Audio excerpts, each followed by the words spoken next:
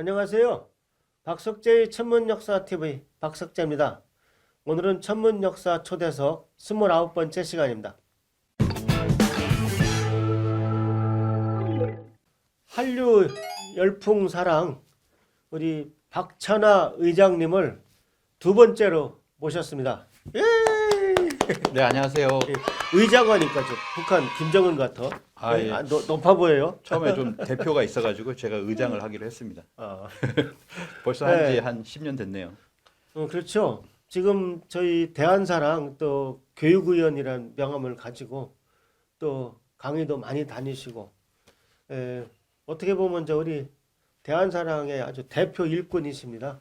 뭐 코로나 이전에 좀 해외도 좀 많이 다니고 했었는데요. 이제 코로나 지금도 이제 뭐 굉장히 또 안 좋아졌는데 국내에서 이렇게 역사 특강을 하고 또 저도 유튜브도 하고 있습니다. 예. 옛날에 그 독일 갔다가 가장 뭐 인상 깊었다고 뭐 그런 말씀하신 적 있죠? 독일에서는 제가 이제 어. BTS 그 한류 팬들 대상으로 해서 가사를 해석해주고 그 역사를 이렇게 얘기해주던 때가 있었어요. 어린 친구가 BTS 팬이었는데 그 어머니가 이렇게 오셔가지고 굉장히 염려하는 그리고 걱정하는 그런 마음으로 이렇게 오셨었는데 BTS가 이런 사람들이다. 그리고 이제 이런 가사를 메시지를 던지고 있다. 이런 얘기를 해주니까 굉장히 밝은 모습으로 갔던 것이 기억이 나고요. 벌써 그게 2018년인가요? 벌써 이제 한 4년이 지났습니다. 지금 사실 오늘이 진이라고 있어요. 김석진. 이제 마청이 예. 군대 갈 때가 됐습니다. 그렇다면 오늘 군대를 가거든요. 그래 이 추운 날씨에 이렇게 군대 가는 너무 안타까운데 사실은 제가 이제 한류 열풍 사랑의 어떤 커뮤니티 한류 클럽을 운영을 하면서 이 한류의 어떤 진흥 그뿐만 아니라 전 세계의 사람들에게도 꼭 BTS가 필요하다라고 해서 군을 안 갔으면 좋겠다라고 하는 사실 청와대 청원도 올리고 그거는 이제 맞지 않다라고 생각을 했었어요. 근데 지금은 이제 한 명씩 이렇게 가기로 했다라고 하고 최근에 소식을 또 들으니까 2025년까지 전부 다 이제 군대 갔다 온다. 이런 목표를 세웠더라고요. 그래가지고 다 갔다 오면 그때 2025년쯤이면 다시 완전체, 7명의 완전체를 볼 수 있으리라라고 하는 희망을 가지고 있습니다. 예비군 그룹이 되겠네. 네, 예. 그래서 지금은 그 BTS 7명이 한 명씩 활동을 하고 있어요. 그 중에 이제 누가 있죠? 정국 이번에 그 월드컵 하고 있잖아요. 그 카타르 월드컵 개막식에 한국 사람이 월드컵 송을 갖다가 노래를 부르는 거 보셨나요?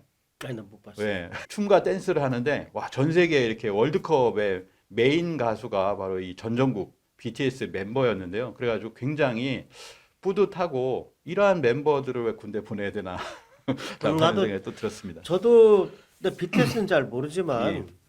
그 정도 세계적으로 인기가 있는 그룹이면 나는 군에 안 보내는 게 오히려 나라를 위해서도 더 좋다고 생각해요. 그렇죠. 우리가 예, 예. 뭐 무슨 콩쿠르 뭐 금메달 따고 그러면은 그냥 우리는 전혀 모르거든요. 누가 콩쿠르에서 금메달 땄는지 1등 했는지. 그런데 그분 군 면제잖아요.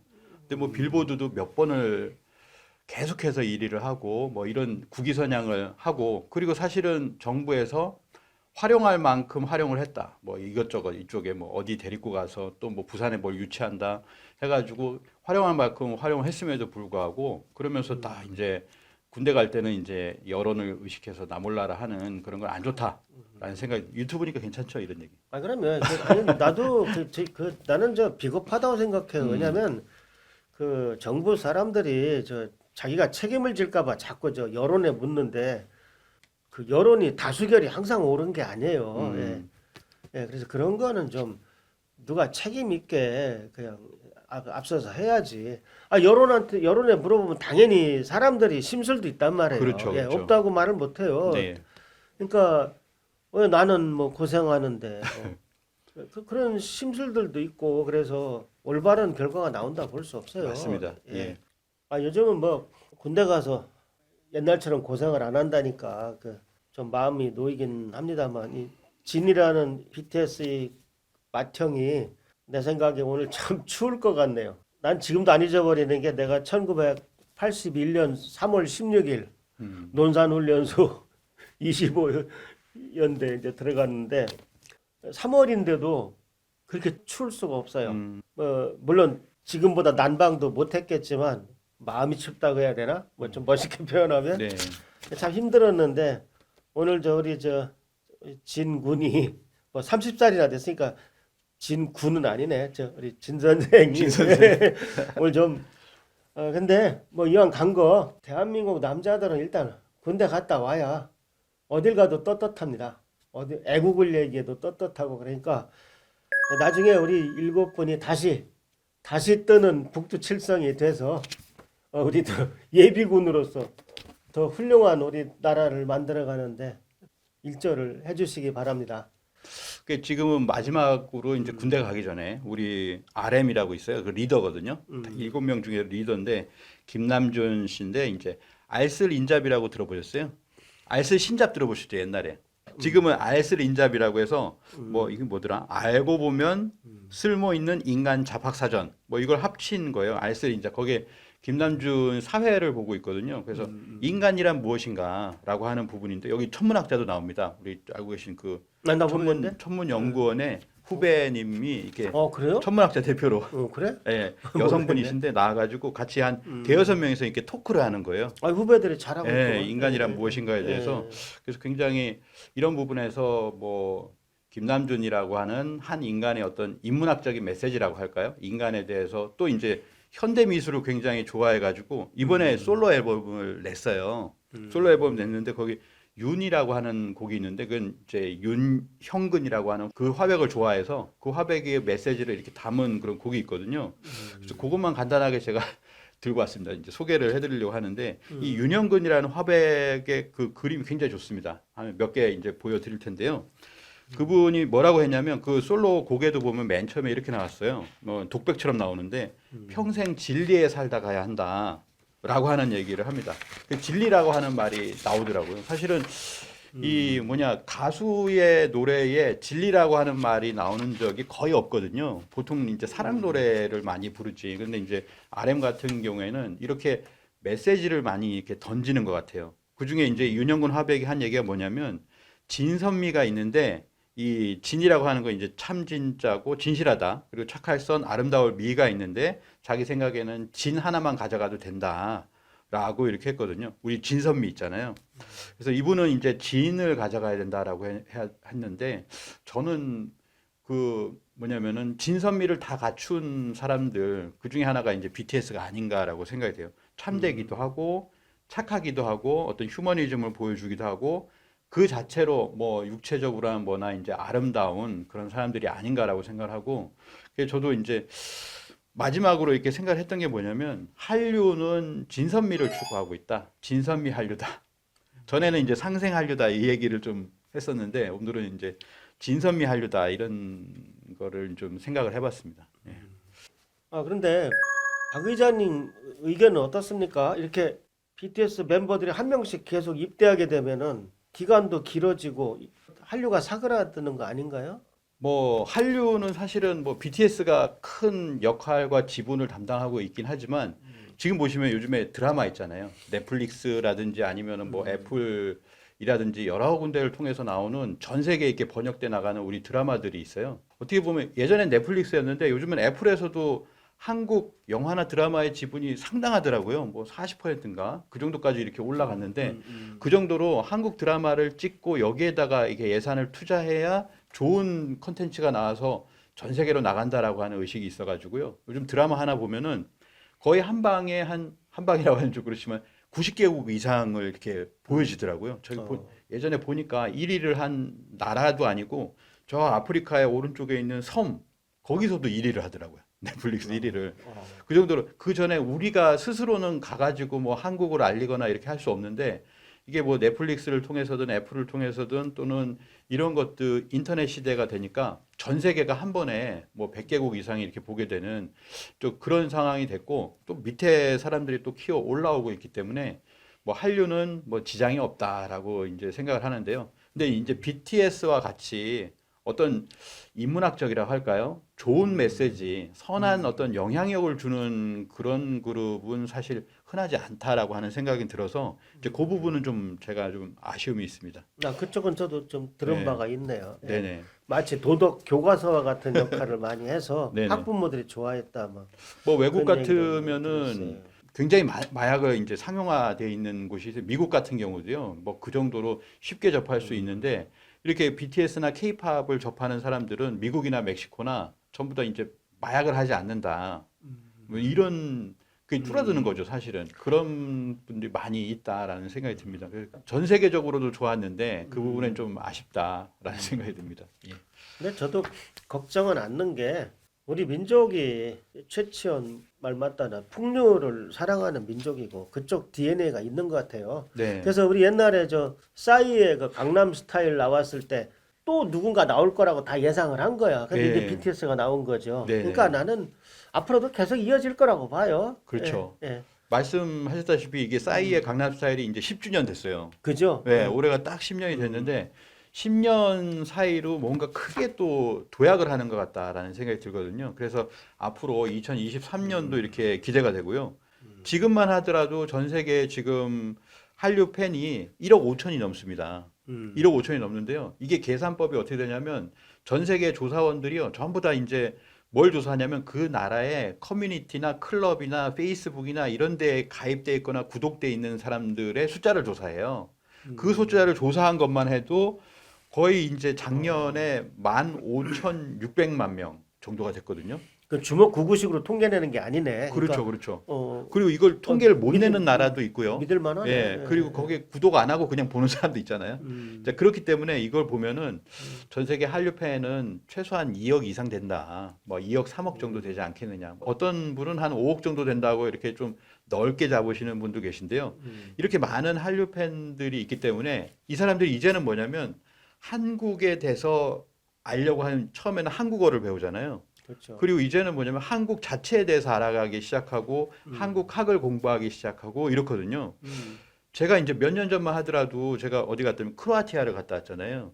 크로아티아를 갔었을 때 크로아티아 한류 동호회가 한 달에 한 번씩 한 200명씩 모이거든요. 근데 그 사람들이 저한테 요청을 했던 게 뭐냐면 태극기에 대해서 알려달라라고 하는 거였어요. 그래가지고 제가 그 태극기에 관해서만 40분 정도를 얘기를 했거든요. 그래서 저는 굉장히 놀랍다라는 생각이 들었습니다. 태극기에 있는 태극의 철학과 그리고 건곤감리 뭐 이런 철학에 대해서도 어느 정도는 다 알고 왔어요. 알고 오신 분들이고 그러면서도 좀 더 심오한 게 있는지 깊은 뜻이 있는지 한국인만 알고 있는 것이 있는지라고 하는 것을 물어봤었는데 그 저는 그때 이제 얘기했던 것 중에 이제 뜻깊은 게 뭐냐면 이 태극기에 태극과 사괴가 어디서 왔느냐라고 하는 것을 예전에 배운 대로 박석주 이사장님한테도 배운 대로 말씀을 이렇게 드렸습니다. 태호복희씨죠. 우리 배달국의 5대 태우유 한웅의 12번째 막내 아드님이신 바로 태호복희 씨께서 시획 8개를 그으시고 그 8개를 갖다가 이제 잘 이렇게 돌리면 거기서 태극기에 사괴가 나오거든요. 태극도 나오고요. 그래서 그 부분을 이렇게 말씀을 드리고 그분이 바로 한국인의 조상이시다라고 하는 것을 이렇게 얘기했던 것이 사실은 너무나 당연한 건데도 그거를 우리가 교과서에서 배우지 못하고 그걸 이제 어떻게 보면 한국인조차도 모르고 있는 것이 정말 안타깝다라는 생각이 들었습니다. 모르는 사람이 더 많죠. 아는 사람보다. 예, 맞아요. 사실 그러고 보니까 또 말을 오늘 계속합니다. 밤에 저 크로아티아하고 저 아르헨티나하고 축구하네. 오늘 저 이상하게 오늘 길일인가 봐. 우리 저 예. 박 의장님이 얘기하는 거는 다 오늘 뭔가 다 걸려 있네요. 크로아티아가 오늘 하는군요. 예, 예. 크로아티아가 이겼으면 좋겠다는 생각이 듭니다. 개인적인 저희고요. 어쨌든 그래서 이 크로아티아에서 태극기를 얘기했던 것이 굉장히 저한테는 인상 깊었다. 그분들이 이제 찾은 거죠. 태극기에 대해서 알려달라라고 하는 걸 찾았기 때문에 굉장히 인상 깊었고요. 그리고 제가 요 책을 하나 들고 나왔어요. 국립중앙박물관에서 제가 최근에 산 책이거든요. 대한의 상징 태극기라고 하는 책입니다. 이 책을 보면 과거의 태극기부터 해가지고 뭐 수많은 태극기들 그리고 뭐 이런 태극과 관련된 그런 유물 유적들 이런 것이 담겨져 있어요. 담겨져 있고 마지막에는 이제 영어로 태극기를 소개하는 그런 부분도 이렇게 나오거든요. 네. 심볼 오브 코리아 태극기라고 했는데 이제 문제는 뭘까라고 생각을 해보면 태극기를 얘기를 하지만 이 태극기가 저쪽 중국에서는 뭐라고 그러냐면 이거 중국에서 온 거야. 중국 철학이야. 뭐 이렇게도 얘기를 하거든요. 그렇죠. 근데 우리는 뭐냐면 태극기가 원출처가 바로 한국인의 조상인 바로 배달국의 태오보키시에서 왔다라고 하는 얘기를 자신 있게 못하고 이제 그 얘기 자체를 빼버린다는 거죠. 완전 삭제해버린다라고 하는 건데요. 그게 굉장히 가슴이 아팠다라는 생각이 듭니다. 제가 이 책을 가지고 나와봤습니다. 아니 내가 안 시켰는데 부탁도 안 했고. 진짜 안 시켰습니다. 고마워요. 그 박석재 이사장님의 네. 이 영문판인데요. 이제 히스토리 오브 헤븐이라고 하는 이 책인데 이 책에는 분명하게 이 태극기의 출처가 바로 테오보키시라고 하는 부분이 나와 있더라고요. 그래서 이런 책들이 정확하게 우리의 어떤 뭐 태극이든 태극의 철학 그리고 건공감리라든지 팔괘라든지 이러한 우리의 철학이 우리의 철학이다라고 뭐 얘기할 수 있는 그런 책들이 외국으로 나가줘야 이 진정한 우리의 바른 역사가 나가는 거 아니겠어요? 그래서 그거를 이제 좀 생각을 했습니다. 예. 아, 나도 그런 생각을 하고 책을 썼죠. 예, 예. 그러니까 한마디로 우리나라 사람들이 태어복희 그러면 복자가 들어가 있으니까 뭐 중국 점쟁인 줄 알더라고. 그러니까 그런 사람들이 그럼 복희가 5,500년 전 사람이니까 야 우리나라 태극기가 5,500년이 됐구나 그 생각을 못 하는 겁니다. 모르니까. 그러니까 전 세계에서 가장 오래된 유일한 우주 원리를 가지고 있는 자랑스러운 국기를 가지고도 국민이 몰라요.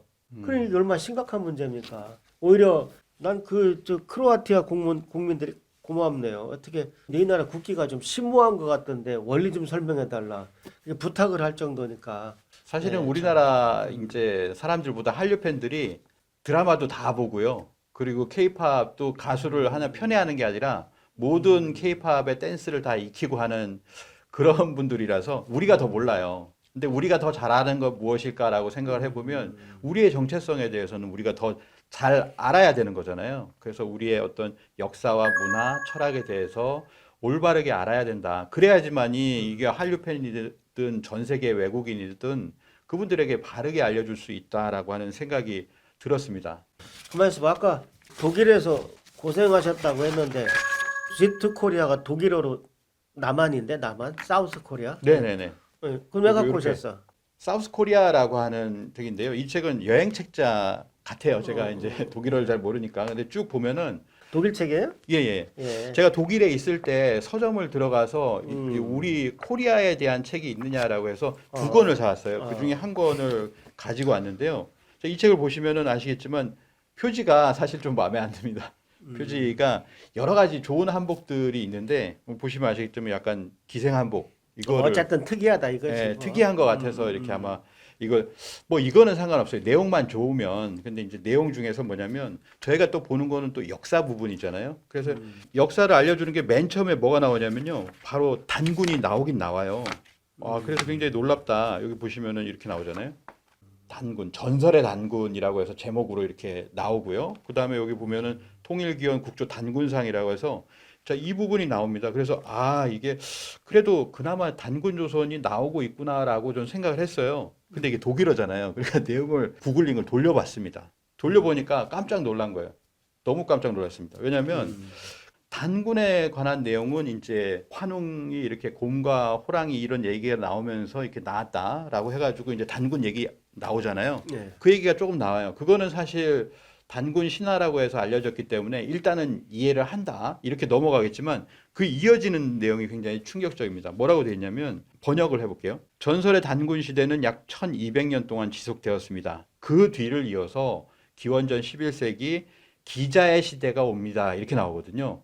그래서 저는 우리 교과서에도 사실 이 기자조선이라는 기자조선은 건 폐기됐는데 위만만 예, 남았는데. 위만이 남아 있는데 기자가 나오는 게 깜짝 놀랐어요. 기자의 시대가 왔다. 창시자인 중국의 황태자 기자, 이제 중국 발음으로 지즈라고 했는데 황태자 지즈가 역사적으로 기록되어 있다. 그와 함께 그 기자는 중국의 은나라에 속했는데 은나라가 망할 때 그 왕자는 수천 명의 추종자를 데리고서 한국으로 도망쳤다. 이렇게 나오거든요. 그러면서 뭐냐면 조선이란 국가를 건립을 했는데 지금 북한의 이름이 조선 아니냐 이렇게 나오는 거예요. 아, 그게 뭐냐면 기자가 조선을 건국했는데 그 이름이 북한까지 남아있다. 이거 사실 외국인들이 잘못 보면 기자 조선이 그냥 북한 땅으로 쭉 남아있는 것처럼 이렇게 얘기가 되는 이제 그런 부분도 되고 그 뒤로 이어가지고 그 기자라는 왕자는 40년 동안 통치를 했고 뭐 효과적인 행정, 엄격한 법 체계를 수립하고 93세로 죽었으며 그의 뒤를 이어서 그의 왕조가 40여 명의 왕이 있었다. 이게 이제 가짜 기자 조선이거든요. 40여 명, 41명의 어떤 기자왕이 있었다라고 하는 게 가짜 기자 조선인데 그 얘기가 여기 이렇게 딱 적혀 있는 거예요. 그러면서 이 기자 시대는 황금기로 여겨진다. 황금기라는 거예요. 이렇게까지 얘기 나오고 그 뒤로는 잘 아시죠. 그 뒤로는 이제 194년에 또 다른 중국인 이게 외국어로 번역하다 보니까 뭐 연나라 사람이다 이렇게 나오는 게 아니라 중국인 피난민인 위만이 그때 이렇게 넘어왔다는 거예요. 넘어와가지고 찬탈을 하고 그리고 그걸 이용해서 뭐 이렇게 왕이 되었다 이런 얘기하고 위만 제국이 오래되지 못하고 한나라의 식민지가 설치됐다라고 하는 그런 얘기를 하더라고요. 그래서 저는 몇 번의 그냥 충격을 여러 번 맞았습니다. 첫 번째 기자조선으로 맞고 두 번째 위만조선, 세 번째 한사군이 설치됐다라고 하는 것까지 그래서 이거를 검색을 쫙 좀 구체적으로 해봤습니다. 클라우스 A DH라고 해가지고 저자인가요? 저자나 이런 분을 검색을 해보니까 뭐 연구소 같은 게 중국 친화적이더라고요. 그러니까 어떻게 보면 중국의 어떤 입장에서 한국을 기록했다라고 생각이 됩니다. 사실 이러한 책들이 이 독일 책만이 있는 게 아니라 이게 전 세계에 퍼져 있을 거 아니냐라는 생각이 들었어요. 그래서 이제 영문 책도 그렇고 독일 책도 그렇고 지금 중국은 공자학원이니 뭐니 해가지고 전 세계에서 이렇게 중국 위주의 어떤 역사 왜곡을 하고 있고 일본은 또 일본 나름대로 그렇게 학자들을 전 세계에 배치하고 뭐 이렇게 하면서 일본 위주의 역사, 세계사 속에서의 일본 역사를 갖다가 이렇게 정립을 시키고 있는데 우리는 거기에 그 사이에서 그때 어떻게 보면 새우등 터진다고 할까요? 너무나 이렇게 당하고 있다. 왜곡된 역사로 이제 전 세계 세계사로 나가고 있다라는 생각이 들어가지고 너무 가슴이 아프다라고 할까요? 네. 아니 그럼 독일에서 이제 우리 한류 팬들이 방탄소년단을 보고 이제 한글 공부도 하고 다 하다가 그럼 이 나라 역사는 어떻게 됐나고 저 책을 볼 거란 말이에요? 그러면 네. 지금까지 가지고 있던 그 한국에 대한 그 환상이 깨지는 거지. 아 이거 뭐 완전히 저 노비 집안이네. 옛날에 북쪽은 중국 식민지, 남쪽은 일본 식민지였네. 음. 거기서 실망하게 되죠. 그러면 이제 지금은 굉장히 옛날에 비해서 좀 잘 살고 있네. 뭐 이런 식으로 역사는 그렇게 알게 될 거라고 생각이 들어가지고요. 너무 그렇기도 하고 이 독일에도 한국학이라는 게 있는데 독일 한국학 센터도 있고 뭐 한국 뭐 동포들도 있는데 왜 이런 걸 고치지 못할까 생각을 해봤는데 이거는 사실은 우리 동포의 문제는 아니더라고요. 뭐 그렇죠? 많이 가보셨잖아요. 재미 동포나 뭐 이런 분들이 역사를 너무나 우리 학계에서 왜곡을 해놓으니까 그 뭐 역사를 제대로 알 수가 없는 거예요. 그러니까 누군가 이런 역사가 잘못돼 있다라고 하는 거 그걸 갖다가 바로잡을 수 있는 어떤 그 올바른 역사 지식이라고 할까요? 그런 것들이 정립이 안 돼 있다라고 하는 거죠. 그래서 우리가 한국에 대해서 이제 알려고 할 때 지금도 가장 중요한 게 뭐냐면 한국학이 됐든 한국에 대한 정체성이 됐든 우리가 올바로 바로잡는 것부터 시작을 해야 된다. 지금 바로잡혀 있으면 굉장히 좋잖아요. 근데 바로잡혀져 있지 않기 때문에 지금은 바로잡는 것부터 이제 시작을 해야 된다라는 생각이 들고요. 자, 그런 면에서 제가 이제 또 전 세계 세계사 교과서들이 잘못됐다라고 하는 거를 가장 많이 이제 바로잡는 게 민간 단체잖아요. 그 사이버 외교 단체라고 할까요? 이제 반크라고 있는데 이 반크에서 요즘에 바로잡는 것 중에 여러 가지가 있어요. 옛날엔 독도, 동해, 뭐 위안부 문제 이런 거 바로잡았잖아요. 근데 지금은 뭘 하고 있냐면 한나라, 한 다이너스티라고 합니다. 그러니까 한사군을 바로잡으려고 노력을 하고 있어요. 한나라의 지도를 보면 한 다이너스티로 검색을 해보시면 나오지만 수많은 그런 지도가 한나라의 지도를 보면은 전부 다 한반도 북부까지 들어와 있어요. 한나라가 들어와 있거든요. 그게 이제 한나라의 사군을 설치했다라고 하는 한반도 북부에다가 설치했다라고 하는 거거든요. 평양이나 대동강 유역에 설치했다라고 하는 건데 약간 일본의 영향을 받은 세계사 또 그 영문판 그런 책들은 뭐냐면 그 한 나라의 지도가 남한까지 내려와 있습니다. 이렇게 내려와 있거든요. 그러니까 어찌 됐든 우리 대한민국 한반도는 이렇게 점유당하고 있는 아까 말씀하셨지만 이러한 지도가 나가면은 그냥 동북공정은 그냥 성공인 거예요. 400년 동안 420년 동안 이렇게 지배를 했으니까 여기는 우리 땅이었다. 그래서 옛날에 뭐 2017년이었나요? 시진핑이 이제 트럼프한테 코리아 used to be part of China라고 했잖아요. 아, 그건 이제 번역을 한 거지만 한국은 중국의 속국이었다. 이 한국이라고 하는 것은 남북한을 얘기한다. 이렇게까지도 이제 얘기를 했거든요. 그래서 지금 이렇게 전 세계의 세계사 교과서들이 너나 할 것 없이 전부 다 이렇게 왜곡되어 있는 그런 현실이 있습니다. 이런 한사군 문제요. 사실은 내가 처음으로 해외여행을 한 게 독일이에요. 거의 50년 됐어. 나 고등학교 3학년 때야. 그때는 서독이라고 했는데 그래서 가서 이제 서점에 갔어요. 저 책을 보니까 생각나는데 그때 어떤 책이 눈에 띄었냐면은 일장기가 크게 있고 뒤에 아시아 국기들이 조그맣게 있는데 그 중에 우리 태극기가 있더라고. 그래서 내가 지금도 안 잊어버리고 있는데 그 책 제목이 독일어로 In ASEAN gibt es nicht nur Japan. 독일에는 일본만 있는 것이 아니다. 그런 책이었어요. 근데 그때 비싸서 못 사서 사고 싶었는데 근데 그 당시만 해도 한국이라고 하면 몰랐어요. 독일 사람들이 모르더라고. 그러니까 마치 지금 우리가 저쪽 어디 뭐 아프리카 뭐 조그만 나라 뭐 이름 우리가 모르듯이 거의 그 정도 취급을 받았어요. 그러니까 근데 50년이 지나고 나서도 참 저런 역사가 왜곡된 책이 그 똑같은 서점에 지금도 있을 거라고 생각하니까 아니, 소름이 돋습니다. 저도 지금 독일 말씀하시니까 생각난 게 있는데요. 베를린에 갔었을 때 K-팝 샵을 갔어요. K-팝을 다루고 있는 샵을 갔는데 들어가니까 거기 주인이 일본인이었습니다. 일본인이 K-팝 샵을 운영하는 거예요. 왜냐?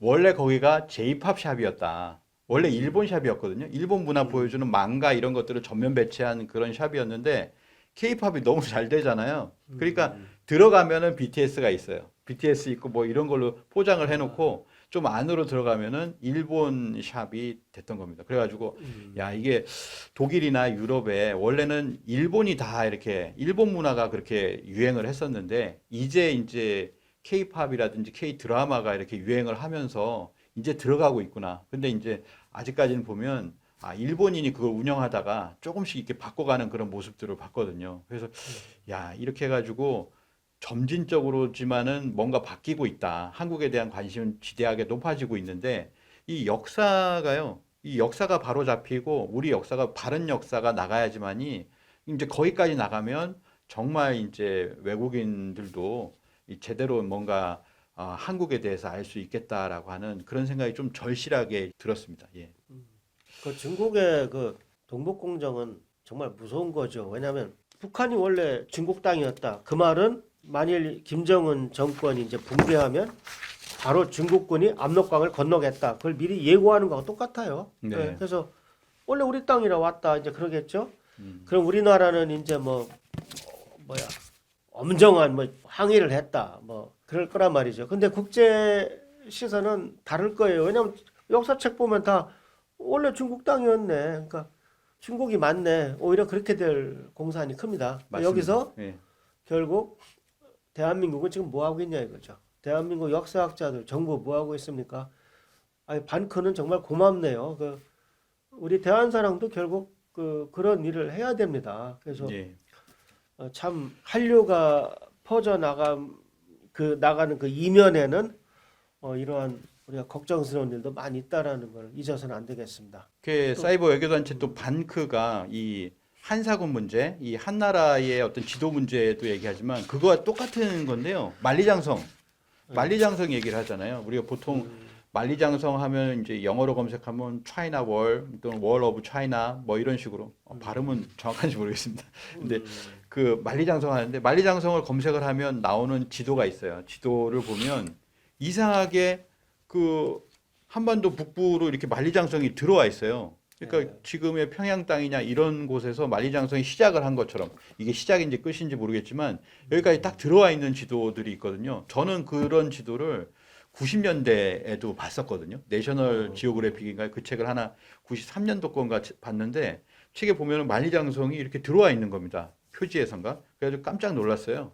그래서 그때부터도 보면 지금까지도 그렇게 되어 있고 뭐 아시겠지만 이 만리장성이 이만리장성, 뭐 오만리장성까지 지금 늘어났잖아요. 그 바깥으로 늘어난 거와 상관없이 안으로 이렇게 들어온 것들이 있는데 이거를 지금 항의를 하고 있습니다. 그래서 방크 같은 경우에는 이제 만리장성 페이지도 만들었어요. 그 방크 사이트에 만리장성이라고 해서 만리장성 잘못된 거를 전부 다 올려놓고 세계사 지도에서 그걸 전부 다 항의하고 수정하라고 하고 있는데 이게 문제는 뭐냐면 우리 내부에 적이 있더라는 거죠. 내부에서 막 우리에게 총질을 하고 있더라라고 하는 건데 우리가 어떻게 얘기하냐면 이렇게 얘기합니다. 잘 아시는 이 이병도 박사. 이병도 박사가 뭐라고 했냐면은 낙랑군 수성현을 황해도 수안으로 비정했다라고 하거든요. 근데 이 낙랑군에 25개 현이 있거든요. 군현 제도잖아요. 25개 현 중에 수성현이 있는데 이 수성현은 만리장성 기점이라고 하는 얘기가 이게 붙어서 나와요. 그렇기 때문에 수성현을 황해도 수안으로 규정했다라고 하는 거는 황해도 수안이 만리장성의 기점이 된다라고 하는 거거든요. 그걸 옛날부터 이렇게 일본 학자의 말이 맞다라고 하는 식으로 해서 얘기를 했는데 이게 옛날 그게 아니다. 수안 뭐 그런 얘기도 하지만은 이 이병도의 제자의 제자가 바로 이 노태돈이라고 하는 서울대 교수가 있는데요. 이 사람이 최근에 올해 4월 14일에 부산에 있는 하나의 카페를 가가지고 거기서 강의를 했는데 그 강의에서 한 게 녹취본이 있습니다. 그 녹취본의 핵심이 뭐냐면 만리장성이 평안도까지 이르렀다. 증거가 나올까봐 북한이 발굴을 안 시키고 있다라고 하는 얘기를 해버린 거예요. 이게 정확하게는 뭐냐면요. 이렇게 나옵니다.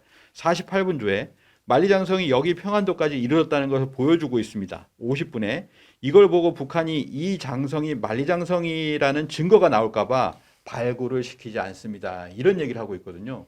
아니 그러면 만리장성이 이게 북한으로 들어왔다라고 하는 그 지금 방크가 항의하고 있는 모든 게 다 맞다라는 거를 갖다가 우리 역사학계에서 이제 얘기하고 있는 거거든요. 그게 아니라 아예 만리장성으로 끌어들인 사람이 이병도예요. 그러니까 한마디로 예, 그렇게 생각하면 되고 더 속상한 거는 얼마 전에 자료를 봤더니 일본 역사책에는 만리장성이 거기까지 들어와 있어. 그러니까 서로 품앗이하는 거야. 그다음에 중국 역사책에는 임나일본부가 있어요. 네. 그래서 우리만 가운데서 아까 그렇게 표현하셨는데 고래 싸움에 지금 새우등 터지듯 지금 시달리고 있는데 문제는 우리는 아무것도 안 하고 있고 내부에 또 일부 식민사학자들이 오히려 그걸 부추기고 있다. 그렇죠. 예, 그런 현실입니다. 뭐 사실은 그런 모습을 다 이렇게 볼 수 있는 것이 뭐냐면 한류 팬들이 우리나라에 이제 관광을 많이 오잖아요. 이제 코로나가 조금 이렇게 멈칫하고 3년이 되어가지고 이제 막 들어오거든요. 그동안 드라마나 이런 거 넷플릭스 드라마 보고 한국이 이런 곳인구나 해가지고 딱 들어와서 보는 곳 중에 하나가 경복궁이 있고 그 다음에 뭐냐면은 국립중앙박물관입니다. 이 국립중앙박물관도 한류 팬들의 필수 코스예요. 근데 이 국립중앙박물관도 아까 말씀드린 그 한사군으로 도배되어 있습니다. 이게 진짜 도배되어 있거든요. 딱 들어가면요.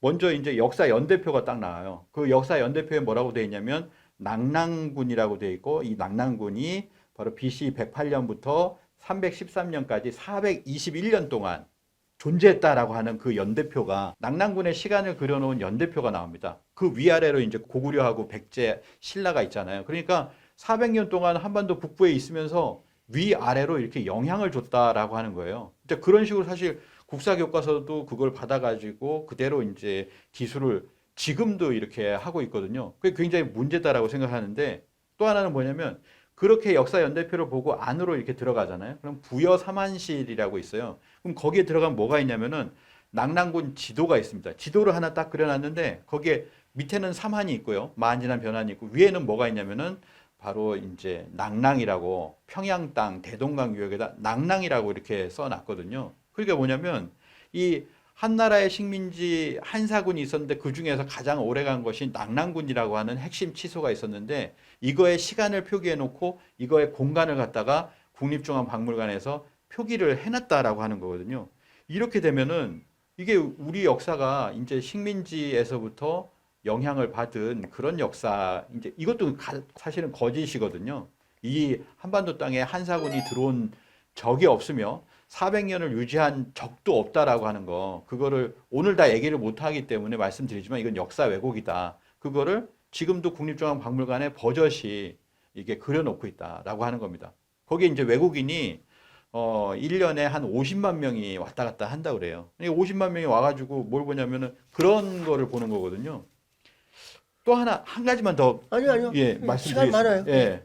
거기에 뭐가 있냐면 고조선과 한이라고 하는 설명이 있어요. 그게 뭐냐면 한국 사람에게는 이렇게 써놓은 것에 한나라의 식민지가 되었다라고 하는 부분을 안 써놨습니다. 근데 영어로 된 곳에는 뭐라고 써 있냐면요. BC 108년에 한 차이나하고 이렇게 전쟁을 해가지고 as a result 그 결과로서 한나라가 set up 르랑 커맨더리 이렇게 써놨거든요.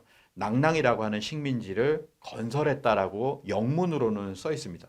그러니까 한국 사람들은 고조선과 한 대등했네 뭐 이렇게 이제 글을 보는 거예요. 근데 외국 사람들은 뭐냐면요.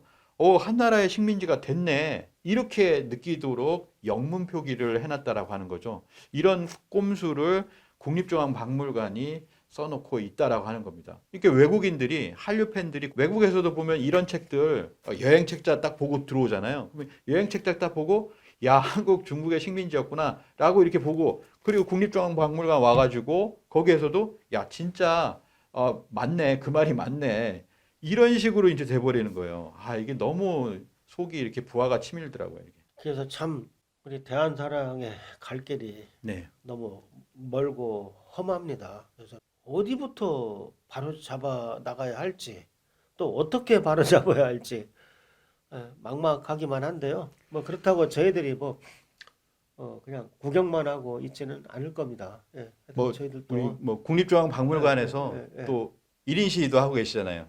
예, 대한사랑에서 예, 또 다른 역사단체와 이렇게 협력을 해가지고 예. 거의 이제 1인 시위를 하고 있는데 그건 또 이제 주제가 이 임나일본부설입니다. 사실은 가야의 그 역사를 왜곡해가지고 500년 가야를 우리가 얘기하는데 그걸 이제 3세기부터 시작됐다고 해서 김수로왕과 허황옥의 그런 어떤 가야 건국과 그런 어떤 실제 초기의 역사를 완전히 부정하고 200년은 딱 잘라먹고 300년의 가야 역사로 만들어서 그걸 일본에다 전시를 하고 있거든요. 그래서 일본에 전시를 하니까 지금 대한사랑 또 미사협 그리고 가야사 연대 이런 데 들고 일어나 가지고 지금 1인 시위를 뭐 50일 이상 하고 있는데 뭐 요지부동이에요. 국립중앙박물관 요지부동이고 그러다 보니까 그 지바현에서 하는 그 가야 전시가 일본 전시가 끝나버렸어요.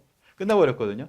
그리고 나서 이제 1월 말부터 해가지고 큐슈 국립박물관에서 다시 또 그 가야 전시를 합니다. 또 300년 가야로 3세기 가야 이렇게 얘기하면서 임나일본부설에 여지를 줄 수 있는 그런 내용이더라고요. 제가 큐슈 홈페이지 가보니까 국립박물관 홈페이지 가보니까 역시나 그런 게 있어요. 그래가지고 이건 계속해서 문제가 된다. 이 국립중앙박물관이 지금 한사군 문제해서 중국을 도와주고 있죠. 임나일본부 문제로 일본을 옹호해주고 있죠.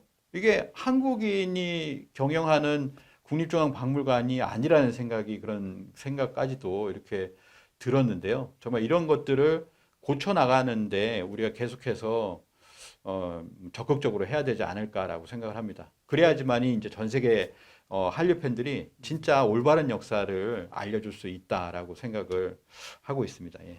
그럼 가야 역사를 짧게 잡는 거는 내내 그 스다 소키치의 그 삼국사기 초기 불신론하고 비슷한 거죠. 네, 바로 그겁니다. 예. 삼국사기 초기 기록 불신론이라고 했는데 보고 나니까 가야의 역사는 또 삼국유사 가락국기에 있잖아요. 그러니까 삼국사기 불신론, 삼국유사 불신론, 그냥 한국사서 불신론이에요. 한국사서 불신론이고 일본서기 맹신론이다 이렇게 볼 수가 있거든요. 오히려 우리가 이제 천문이시지만은 천문의 어떤 나오는 확률 자체가 뭐 삼국사기나 삼국유사에 있는 천문 기록은 뭐 70% 이상 굉장히 실현율이 높잖아요. 근데 일본서기는 박창범 교수가 옛날에 이제 조사한 바로는 35%가 안 된다고 하거든요. 그러니까 어떻게 보면은 우리가 뭐 잘못된 사서다라고 하면은 오히려 일본 서기를 얘기해야 되는데 일본 서기를 맹신하고 이 삼국사기 삼국유사에 있는 기록이 잘못됐다라고 하는 거 일본인 학자는 그렇게 얘기할 수 있지만 우리도 해방 이후에 그렇게까지 지금 얘기하면서 삼국사기에 있는 이 고구려 백제 신라의 초기 기록이 잘못됐다. 그리고 이 삼국유사에는 가야도 잘못됐다라고 하면서 3세기나 4세기에 시작됐다라고 이렇게 이야기를 하고 있거든요. 그래서 그렇게 되면 뭐냐면 고구려 백제 신라 가야의 모든 건국조가 부정이 되는 겁니다. 한류 팬들이 와가지고 이제 국립중앙박물관 와서 고구려시를 들어갔는데요. 고구려의 건국조 주몽 드라마를 보고 왔잖아요. 외국에서 이제 주몽 드라마 뭐 시청률 90% 되는 나라도 있고 해가지고 들어와 보니까 주몽이라는 이름 자체가 없어요. 전혀 없거든요. 모든 건국조를 부정하고 있는 게 그런 어떤 학계의 영향을 받은 게 바로 국립중앙박물관과 같은 박물관이거든요. 그래서 이런 건국조 부정도 우리가 국조를 살려야 된다. 특히 국조에서는 이제 단군 왕건부터 해가지고 그 이전에 환웅천왕, 환인천재까지 있지만 이제 그런 분들이 우리의 어떤 뿌리이신데 뿌리를 부정하는 민족이 이게 살아남을 수가 없죠. 역사 정체성이 완전 부정되고 있는 그런 현실이다. 이렇게 볼 수 있겠습니다. 시청자 여러분, 이 안에 진실이 다 있습니다. 이것이 진짜 역사입니다. 예. 지금 학교에서 배우는 거는 상당히 많은 부분이 식민사입니다. 그래서 나라가 광복한 지 사반세기가 3번 지났습니다. 75년이 지났습니다. 네. 그런데도 학교에서 배우는 역사는 조선사 편수회가 만든 식민사학입니다. 하여튼 저희 대한사랑은 정치, 종교, 지연, 학연과 무관하게 역사를 바로 잡아가는 모임으로서 단체로서 계속 최선을 다하겠습니다. 마지막으로 한 말씀. 네, 마지막으로 드릴 말씀은 아까 박석재 이사장님 말씀하셨지만 이 환단고기 책이 이제 영문판이 나갈 겁니다. 그러면서 이제 박석재 이사장님의 이 책이라든지 아니면은 나는 박물관 간다에 또 영문판이 있거든요. 최근에 그 한류 전도사라고 하는 그 외국의 석학이 있었어요. 샘 리처드 교수라고.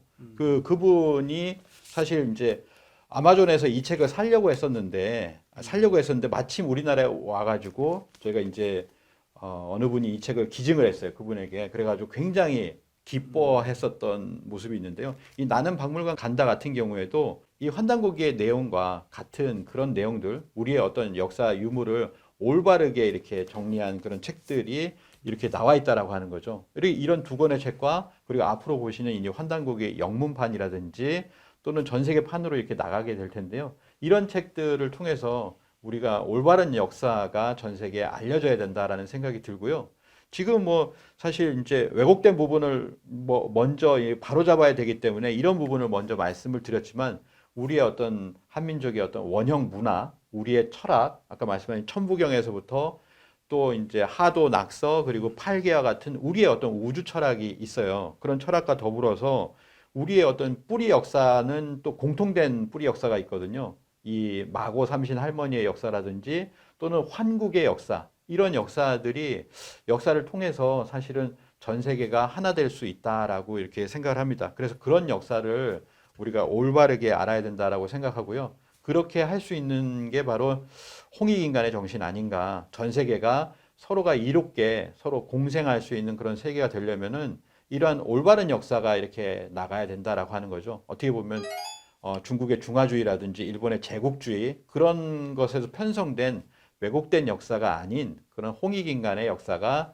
전 세계 서로가 공유돼야 되겠다라고 하는 생각을 했고요. 그리고 내년에 또 이게 그런 어떤 역사를 지키는 데 있어서 일조를 하겠다라는 말씀을 드리겠습니다. 네. 오늘 나와 주셔서 감사합니다. 예. 예. 예. 많은 구독 부탁드립니다.